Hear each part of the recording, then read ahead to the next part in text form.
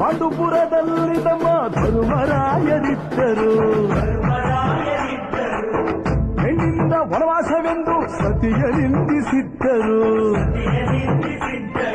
ಅತ್ತಳಮ್ಮ ದ್ರೌಪದಿಯು ಅಮ್ಮ ಅಣ್ಣಮ್ಮ ಎಂದು ಮಾನವತಿ ಬೆನ್ನಿಗೊಂಡು ಸ್ನಾನ ಕೊಡುಬಾರೆ ಎಂದು ಸೀರೆ ಉಡಿಸಿ ಬಳೆಯ ತೊಡಿಸಿ, ಸೀರೆ ಉಡಿಸಿ ಬಳೆಯ ತೊಡಿಸಿ ತಾಳಿ ಕಟ್ಟಿಸಿ, ಹೆಣ್ಣು ಹಿಂದೆ ಧರ್ಮ ಇಲ್ಲ ಎಂದು ಬೋಧಿಸಿ, ಧರ್ಮನಿಗೆ ತಲೆಗೆ ಏಳು, ಧರ್ಮನಿಗೆ ತಲೆಗೆ ಏಳು ಮಡಿಕೆ ಕೂರಿಸಿ, ಕೈಗೆ ಕತ್ತಿ ಕೊಟ್ಟು ಕರಗ ಶಕ್ತಿ ತೋರಿಸಿ, ನನ್ನನ್ನು